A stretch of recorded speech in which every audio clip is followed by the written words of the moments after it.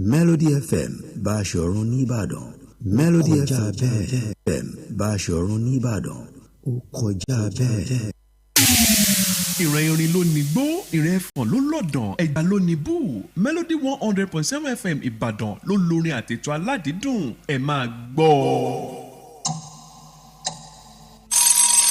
Láti ìkànnì Melody 100.7 FM nílùú Ìbàdàn, aago 12 ọ̀sán ti lù. It's midday from Melody 100.7 FM, Ibadan, Oyo State, Nigeria.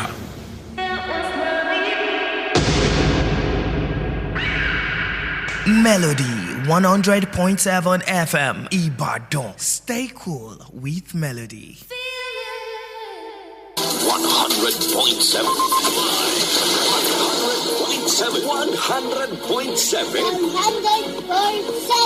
100.7. Melody 100.7. Melody 100.7 FM. Stay cool with Melody. We are the newest in your city, the station that brings real entertainment. Melody FM 100.7 Ibadan. Still cool with Melody. A goal in 50 seconds from Milan. Would you believe it? Paolo Maldini, the skipper, has scored it.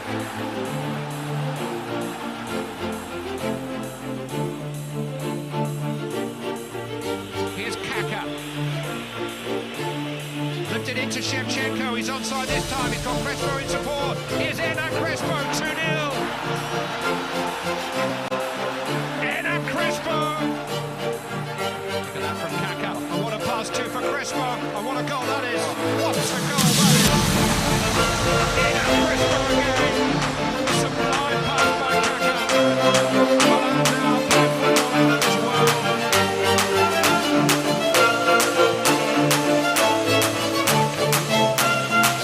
Towards Gerrard! Hello! Hello! Here we go! Steven Gerrard puts a grain of doubt in the back of Milan minds and gives hope to all the many thousands of Liverpool fans.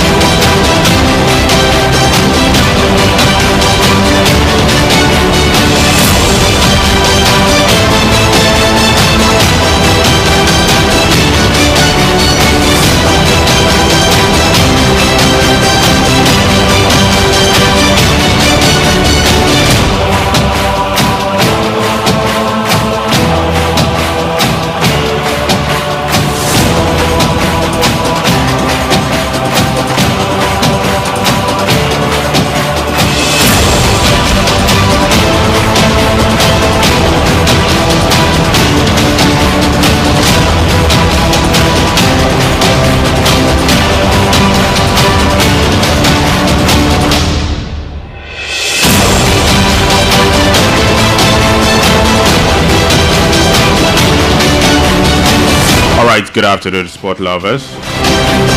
This is Sport Echoes on Melody 100.7 FM. On this show, we dive deep into stories behind the scores, the legends, the heartbreaks, the breakthroughs, and the unforgettable moments that shape sport as we know it today. And there's also the quiz segment where I ask questions. And yes, if you get them, you're gonna win something.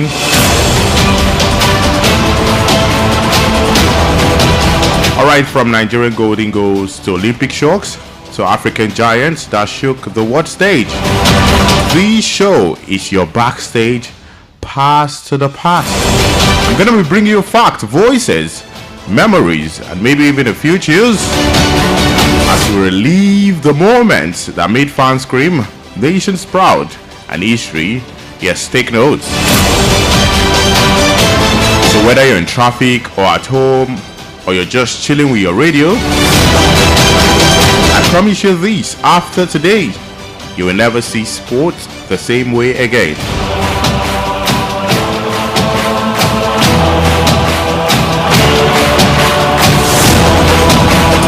Alright, I welcome you in the name of the chairman of Melody FM, Prophet Sam Adebayo Ojo, Baba Authority, and also the general manager of Melody 100.7 FM, Eniola Afolabi, the sports marshal. The producer of the show is Preeti the Finest Adegoke.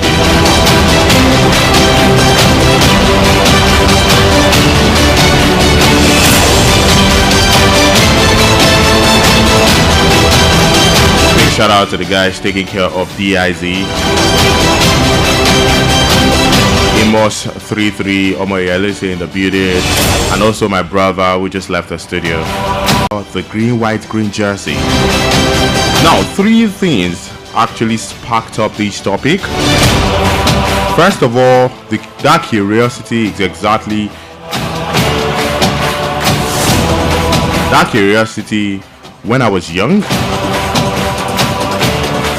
I've always been curious about why things happen the way they do, not just on the pitch but in life, in sport, and even in the way our country moves and makes decisions. I've always wanted to know the stories behind the headlines, the triumphs, the heartbreak, and the lessons that history can teach us.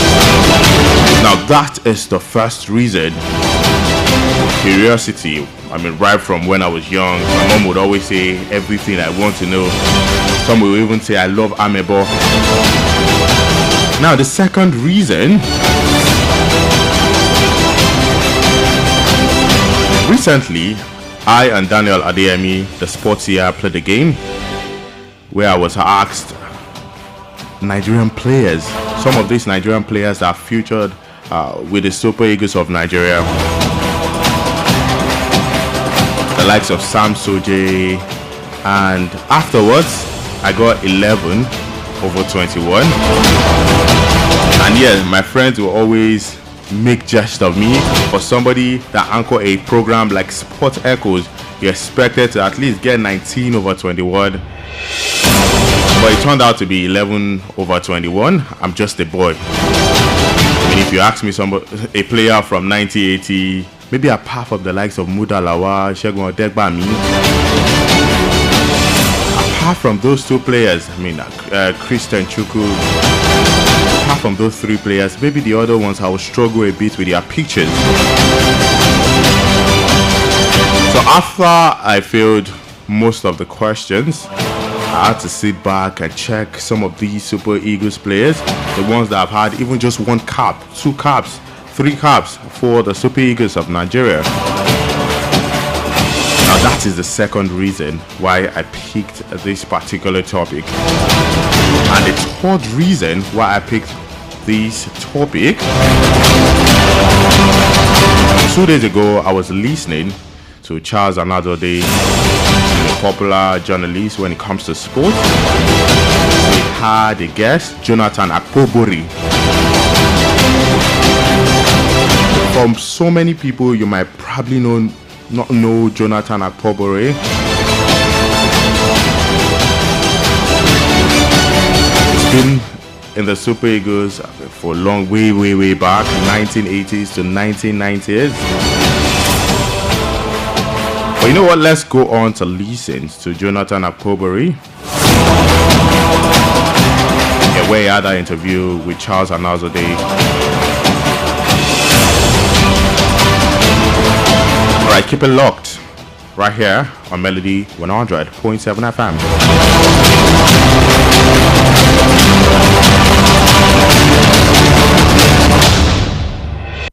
Is there any club that you wished you would have played for?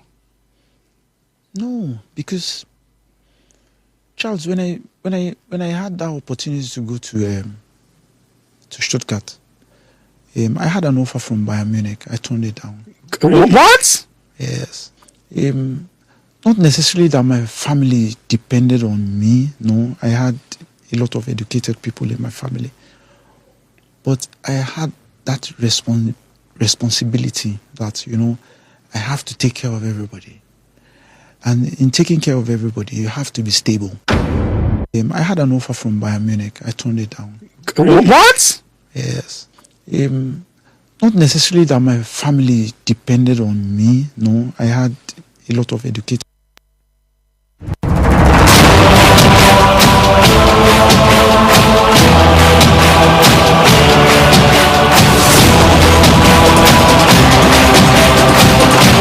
Now, do you know why Charles reacted like that? Offer from Bayern Munich.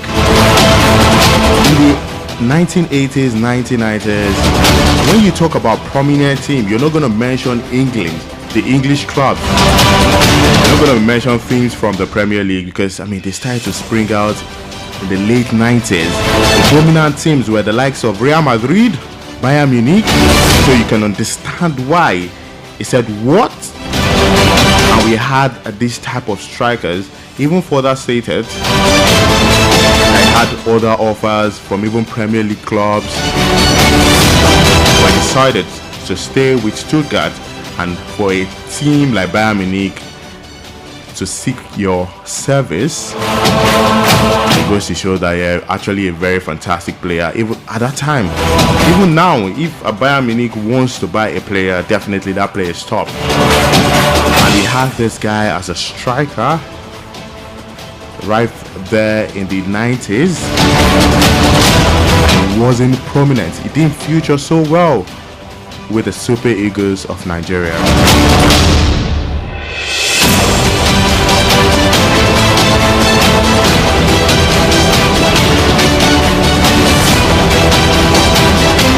Maybe people that watched the game in the 90s, but people in the 2000s are not certain they know Jonathan Akpobori.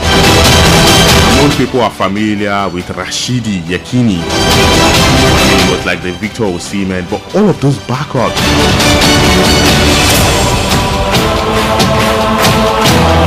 So I still got one clip. That's Femi Opabumi.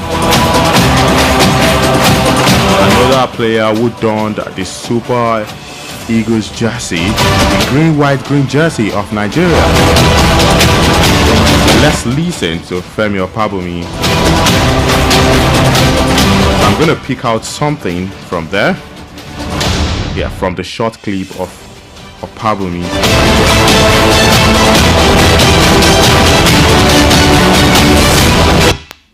Doesn't it kind of hurt when there are still club legends like you still available and you are not seen as part of the integral part of this rebuilding, maybe as club ambassadors, as face of the club? Yeah, that's what I say earlier. When you belong to their caucus. Caucus? Yeah, their caucus, politics. Because me, I don't deal with politics. Because me, I do the right thing. If you are good, you are good. No sentiment. But politics, man, no man, I be Nigeria now. Welcome to the Play Zone Pod.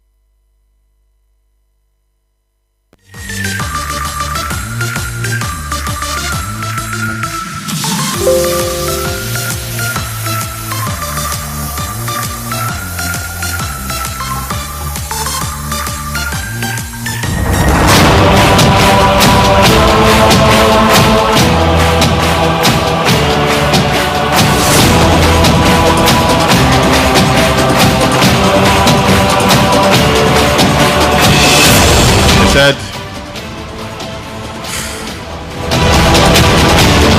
the man, no man, na him be Nigeria. The words of Femi Opabumi.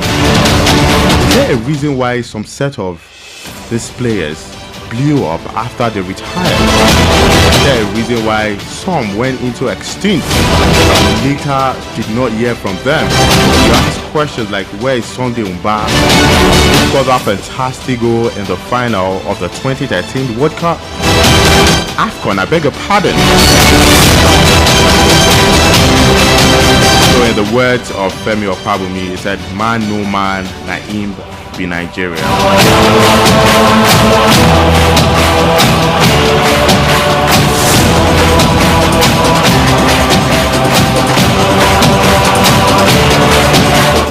Those were the reasons why I actually picked this topic.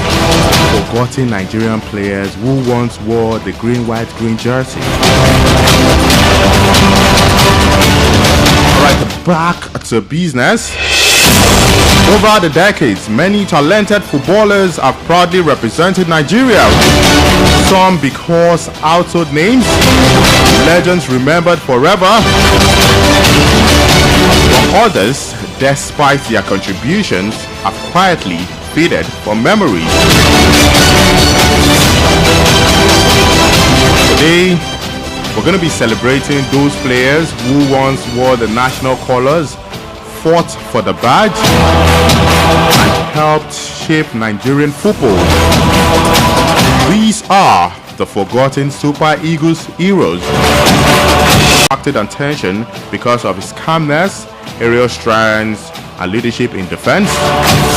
By the late 1980s, Okechukwu had already established himself as one of the most reliable defenders in the Nigerian domestic league. He moved to Europe. His talent soon took him abroad, beginning with a move with Brøndby in Denmark in the 1990s. At Brøndby, Okechukwu became a key player in defense and helped the team dominate Danish football during the early 1990s.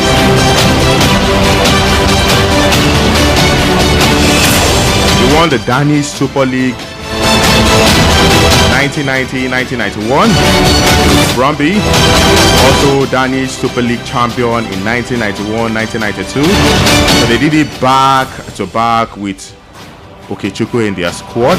His success in Denmark opened the door to bigger European leagues.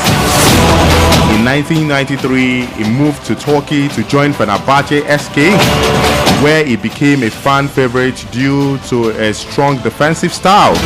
He spent nearly a decade at Fenerbahce, becoming one of the club's most respected foreign players. Titles with Fenerbahce include Turkish Super League champion 1995-1996, Turkish Super League champion 2000-2001. When you talk about doing the doubles, you have to give it to this man, Okechukwu. He did it at Denmark back to back. And the same thing with Fenerbahce, although not 1995-1996, stroke 1996, 1997, it was 1995, 1996, and the second time he did it was 2000, 2001. His leadership as a back earned him the name the Gentle Giant. Now, talking about the interest of today, that is a Super Eagles career. Uche Okechukwu made his debut for the Nigerian national football team in 1990. He quickly became one of the most dependable defenders for Nigeria during the country's golden generation. He formed strong defensive partnership with players like Stephen Kashi and one name I'm certain most people know, Aribo West. Okechukwu played over 45 international matches for Nigeria during his career. His greatest continental achievement came after the 1994 African Cup of Nations in Tunisia. Nigeria defeated Zambia 2-1 in the final. Goals from Emmanuel Amunike. Defending helped Nigeria compete against some of the best teams in the world. He was also part of the Nigeria squad at the 1998 FIFA World Cup in France. Nigeria again reached the round of 16 after famously defeating Spain 3-2 in the group stage. In one goal that forever sticks in my head. Didn't see the game though, but I had to see the game. I mean, when I started to watch football, that fantastic goal. Sunday Olise. Nigeria clinched that one 3-2, defeating Spain. However, by the early 2000s, Okechukwu's international career began winding down as younger defenders emerged. And talking about his playing style, he was known for excellent positioning, calmness under pressure, leadership in defense. Unlike many aggressive defenders, just to point out Taribo West, because that man is so aggressive when it comes to playing football. I mean, he played with discipline and intelligence, which is why his teammates respected him gently and greatly. After retiring for football, Okechukwu spent most of his time in Turkey, where he remains highly respected among Fenerbahce fans. But according to the last report I got about him, he currently stays in Nigeria. His contribution to Nigerian football remains significant, even if his name is sometimes overshadowed by bigger attacking stars from that era. He has really done well for himself and also for the Super Eagles of Nigeria. You know why I'm starting with a defender? Because most of the times we talk about the strikers, the midfielders, because they are the ones doing justice to the goal scorers, which is fair enough, but we have to give plaudits to the defense too. And those that make the defense are the defenders. Hence why I decided to start with Uche Okechukwu, the gentle giant.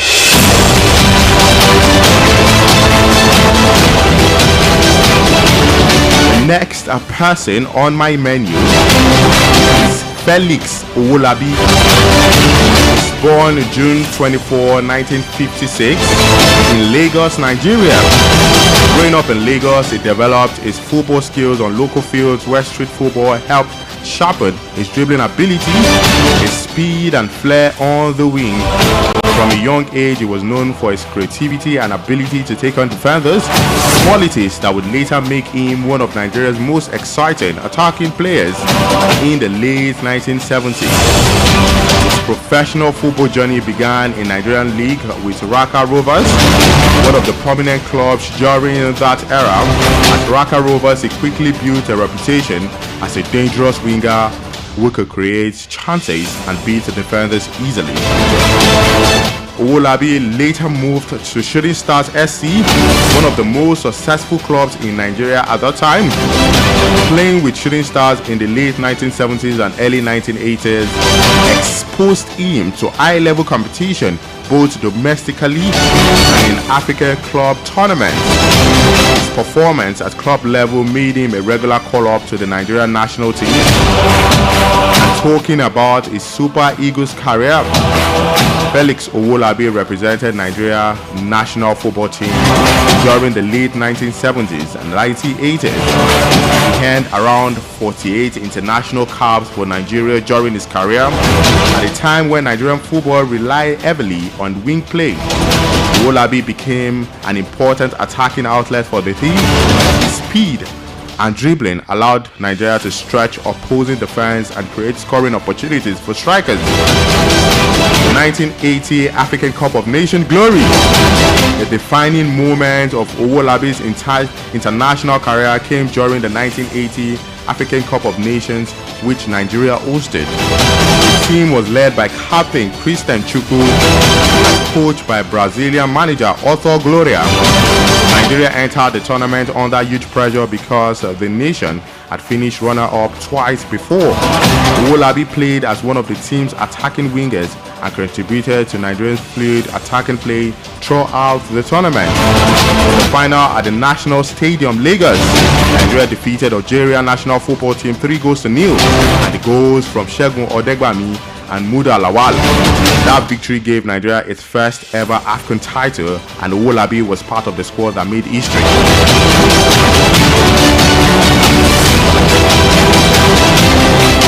Now, I'm talking about his life after football.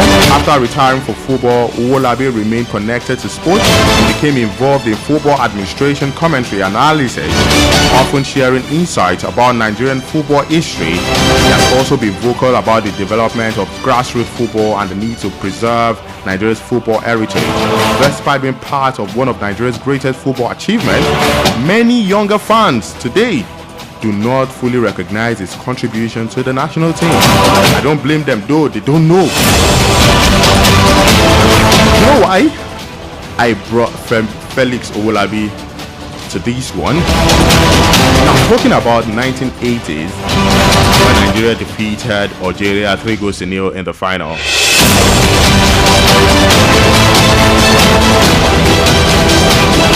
Maybe because I'm into sport broadcasting, that's why I know some of these names: Alo Aigo, Felix Owolabi.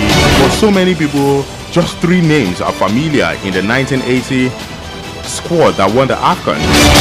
Those names are Segun Odegbami, Muda Lawal, and also the captain of the team, Christian Chukwu. I mean, think about it. What about the goalkeeper? Even in that competition, I don't think Nigeria considered too much, too many goals. I think they considered about just 1 goal. Throughout the tournament, they didn't even consider any goals. So it's not just 3 players that played that final. What about other players who played in that final?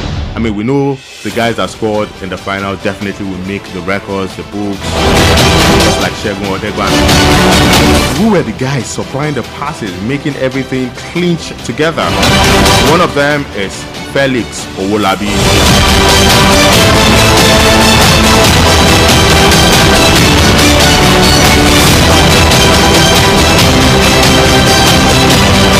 All hail the great.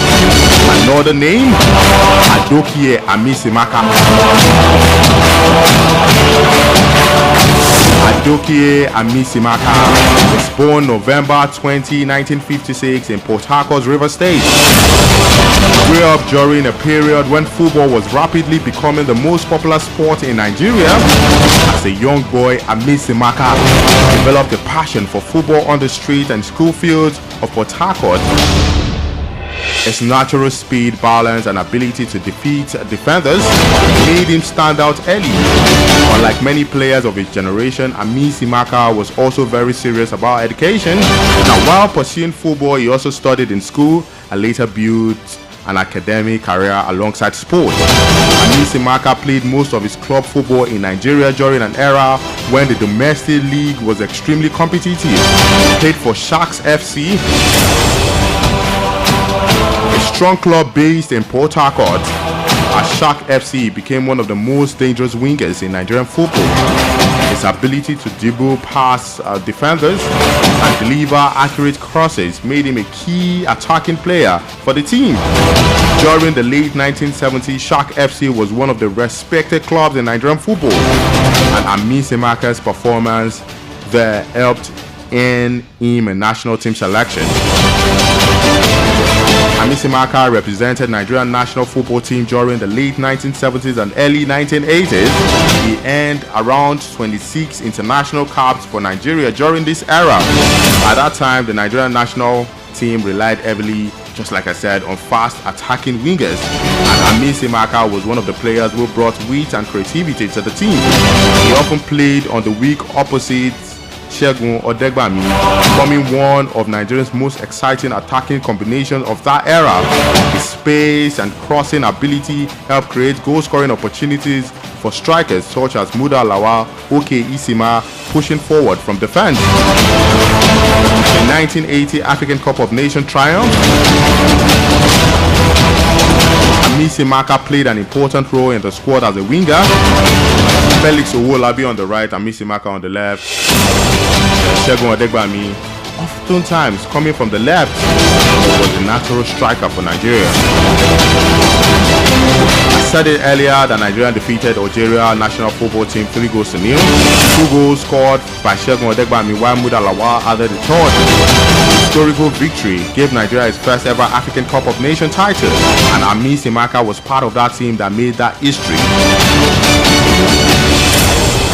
His Main qualities include exceptional speed on the wings, excellent dribbling ability, accurate crossing in the penalty area, strong tactical awareness, ability to stretch opposing defense. He was known as a thinking footballer, combining technical skill with smart movement.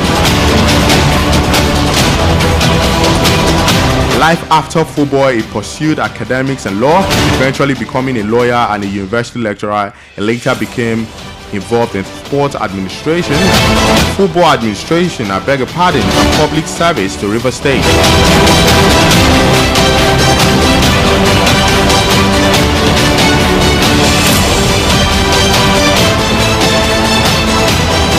His ability to combine football success with academic achievement makes him one of the most unique figures in Nigerian football history.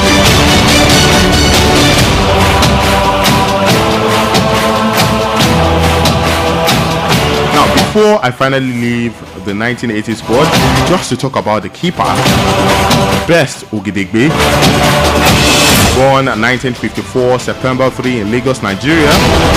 Growing up in Lagos during the 1960s and early 1970s, football was already becoming the heartbeat of Nigerian sports. As a young boy, Ogidegbe initially played as an outfield player before eventually moving into goalkeeping. His quick reflexes, bravery, and strong command of the penalty area quickly made him stand out among local players.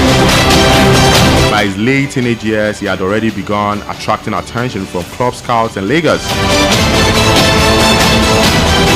He played for Shooting Stars SC, one of the most powerful clubs in Nigerian football during the 1970s and 1980s. And he quickly became the first choice goalkeeper for the club. His performance helped Shooting Stars become one of the dominant side in Nigeria at that time. One of the major highlights of his club career came when Shooting Stars won the 1976 African Cup Winners' Cup. Now it's known as the CAF Champions League, but then it was African Cup Winners' Cup, making him one of the first Nigerian clubs to achieve continental success. That is Shooting Stars Club of Ibadan. And it was part of the success when they won the African Cup Winners' Cup. Ogidegbe's performance during the period established him as one of the best goalkeepers in Nigerian football. And yes, he earned over 30 international caps for Nigeria and was regarded as one of the most reliable goalkeepers of his area. His commanding presence in goal made him a trusted figure for defenders such as Christian Chukwu Isima. And he was part of the squad and the first choice goalkeeper throughout the tournament. That was in the 1980 African Cup of Nations hosted by Nigeria, where they thumped Algeria, had them for barbecue chicken 3-0.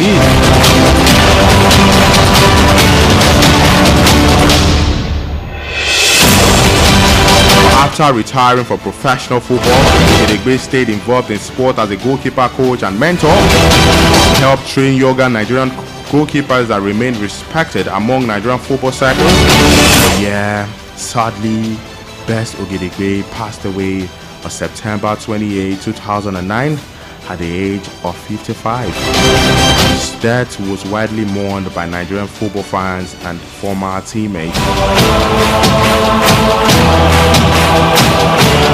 That was the goalkeeper of the 1980 AFCON winning squad, Best Ogidegbe. His soul rest in perfect peace. Alright, straight to another goalkeeper, Abiodun Barua. He was born November 16, 1974 in Lagos, Nigeria.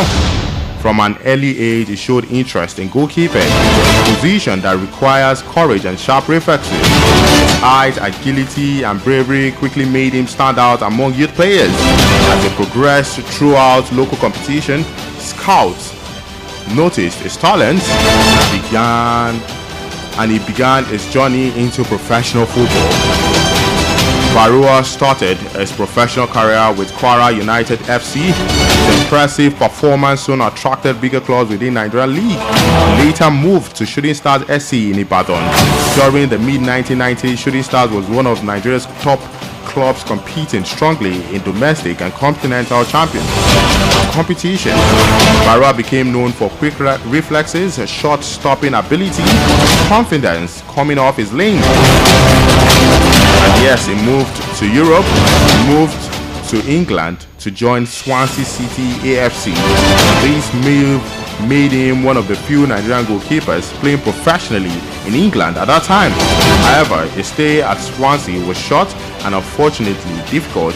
During a training session, Baroa suffered a serious eye injury after being struck by the ball. The injury caused a major vision problem and disrupted his career significantly. Despite attempts to recover, the injury limited his chances of continuing his career at the highest level.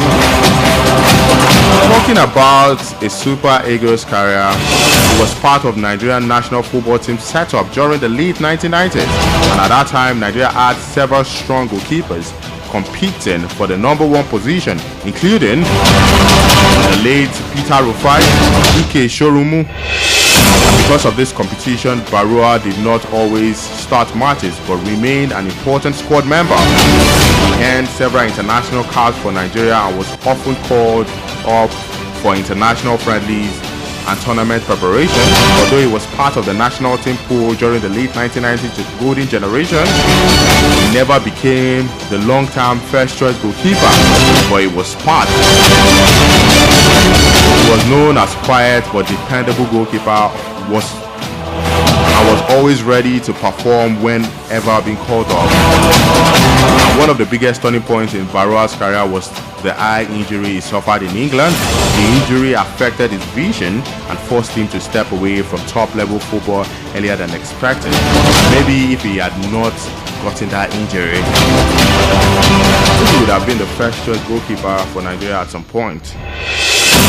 Many football observers believe that without this injury, Baroa might have developed into one of Nigeria's leading goalkeepers of that era. And after retiring from professional football, he stayed connected to sport by working in coaching and football development. He has also been involved in mentoring young Nigerian goalkeepers and supporting grassroots football.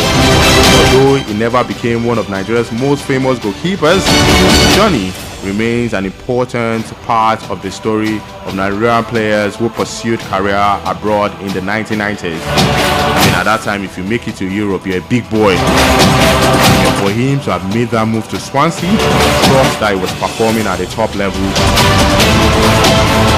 If not for that eye injury, maybe he would have panned his way as one of the greatest goalkeepers that have done the Super Eagles jersey. Now back to the man I played this clip earlier, and that man is Jonathan Akpobori. He was born November 19, 1969 in Lagos, Nigeria. Growing up in Nigeria's bustling streets, Akpobori quickly developed a love for football. In that particular podcast, he mentioned that he grew up in Ajegunle in Lagos.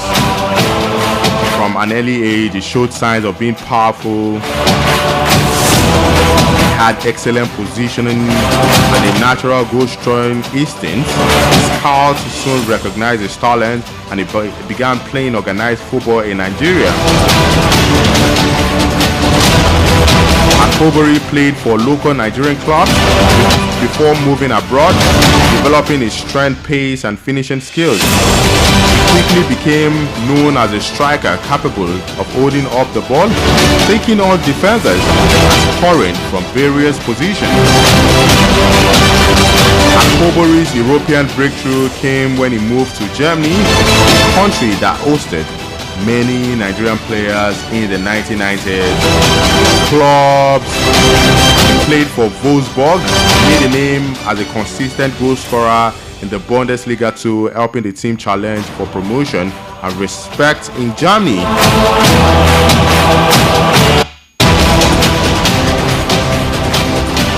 Also played for FC Hansa Rostock, competed in the Bundesliga, showcasing his ability against top-tier European defenders. He also played for Stuttgart. Despite a strong club career, Akpobori never fully translated his European form into international stardom with the Super Eagles.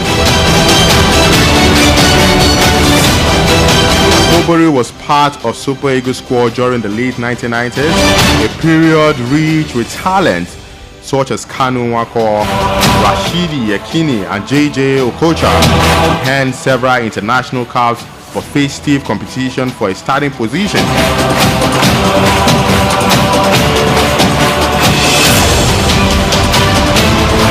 But yeah, factors that limited his national team career. There was high competition among forwards in the 1990s.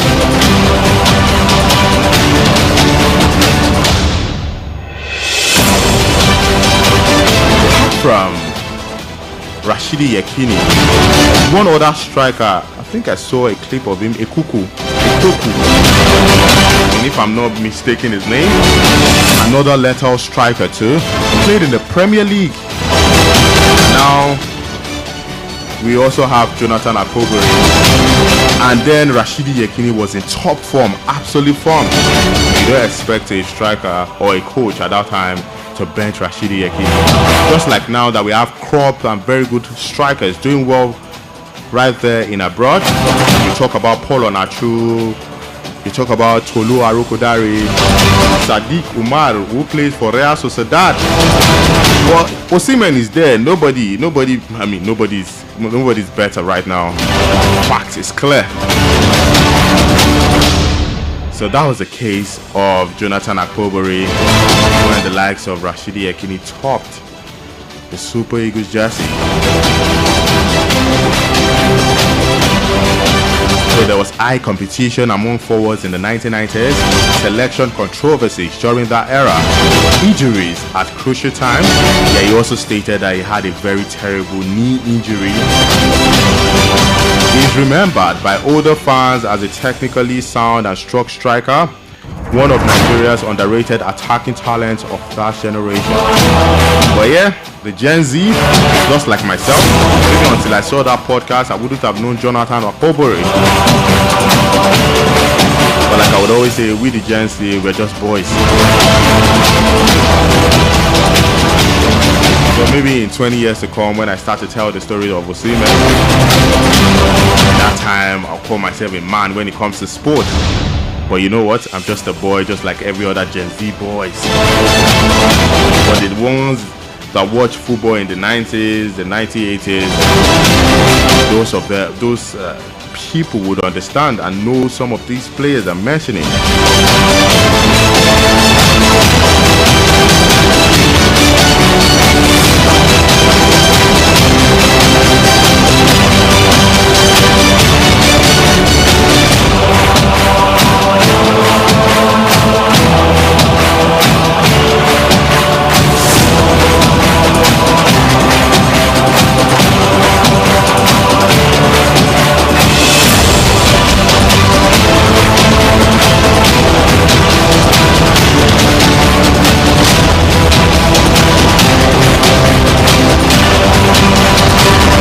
Leaving Jonathan Akpobori to another creative midfielder from the late 1980s, Friday Echo.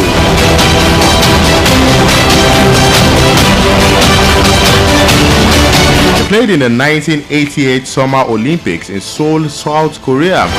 Contributed as a creative midfielder, helping Nigeria compete with technical skill against strong international opponents. He earned a respectable number of caps, but is largely forgotten today, overshadowed by later stars such as JJ Okocha and Sunday Olise. Do you know how many midfielders JJ Okocha covered? No, I don't mean covered in the sense that he bullied them, but we had other fantastic midfielders, but because JJ Okocha was there, so many of them just faded off. See, one name that I would always mention is Wilson Oruma. Very direct midfielder. He wasn't able to pave his way so well in the Super Eagles just because there was a JJ Okocha. But if you ask me honestly, I would still pick JJ Okocha amongst all of these midfielders. I mean, skills, technique, got good control of the ball. But we also had midfielders who would have also done well. I'm talking about another midfield general, Garba Lawal. He was born January 8, 1974 in Ghana, Nigeria. I said Ghana, Nigeria? Wow, Kaduna, Nigeria. He played for Casina United, Breda in Netherlands. Also played for Lokeren in Belgium. For Nigeria, he had 55 plus caps. Played at the 1998 FIFA World Cup, 2002 FIFA World Cup, 2006. He also played for the African Cup of Nations 1998, 2000, 2002. Nigeria did not participate in the 2006 World Cup. He played during that era of 2006. Despite over 50 appearances, his goal contributions are often overlooked. His contribution generally, compared to flamboyant players of his generation, was often overlooked.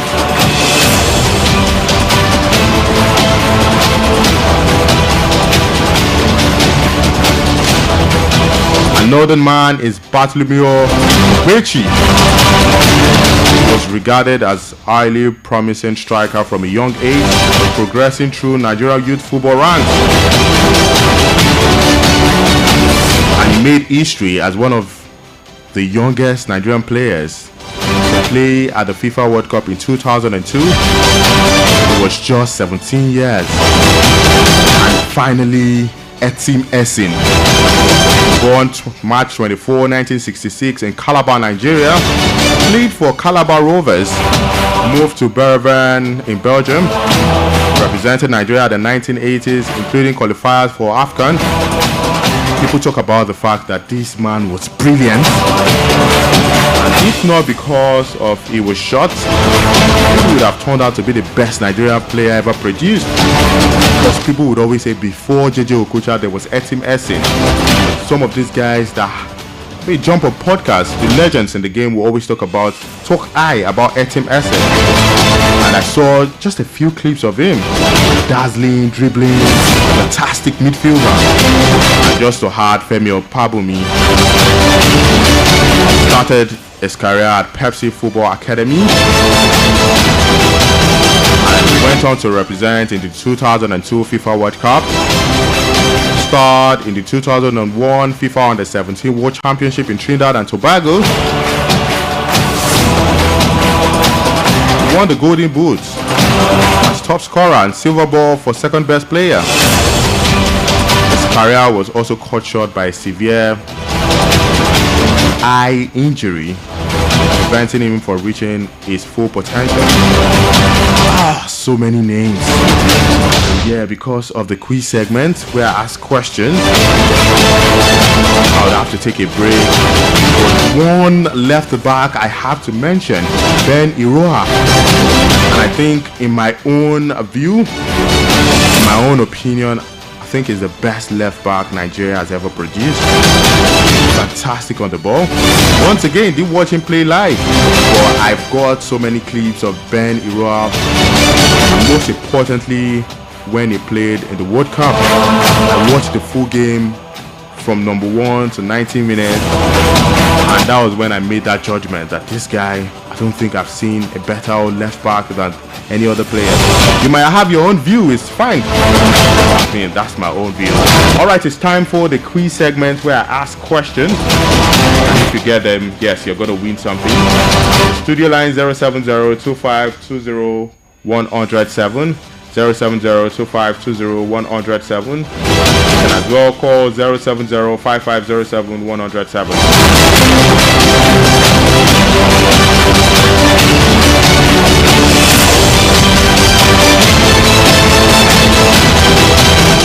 Hello.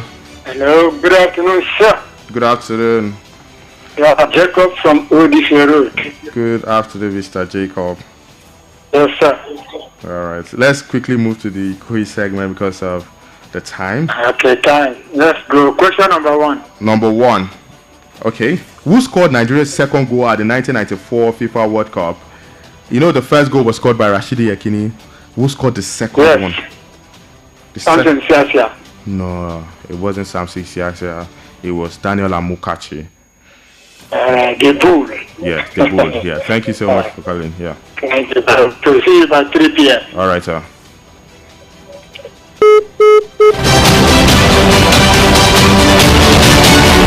Zero 07025201007. And as well call 07055071107.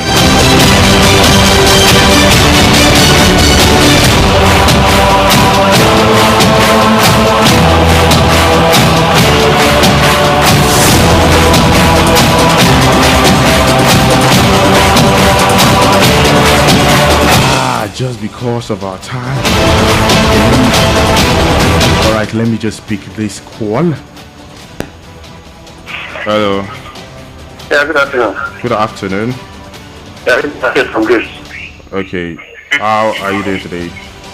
I'm good. Okay, so let's move straight to the key segment.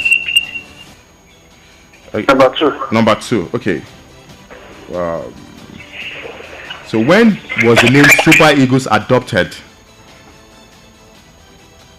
The name Super Eagles.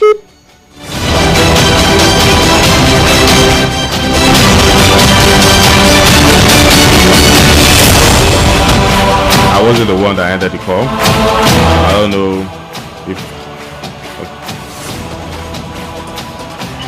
Hello? Yeah, okay, calling back. Okay, so when was the name Super Eagles adopted? Super Eagles. Yeah, the name. You know, it was Green Eagles before, then Super Eagles. Time is going. Bim. 1990.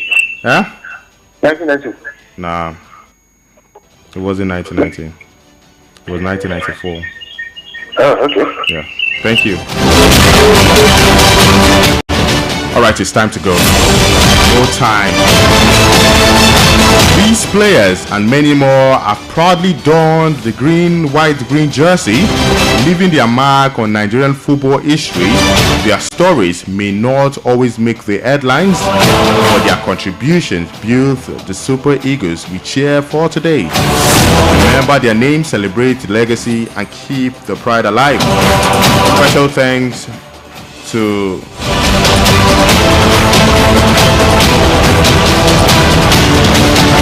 to Yusuf, the studio manager for today, and also the producer of this show, Peter the Finest, Adegoke, and also the general manager of Melody 100.7 FM, Mr. Eniola Afolabi, the sports marshal, and to the chairman of Melody FM, Prophet Sam Adebayo Ojo Baba Authority. Thank you so much, sir, for this platform. I do not take it for granted. Until later, 3 to 5 p.m. when I come your way on Complete Sport. I'm Akinbobola. Egunfemi, good afternoon.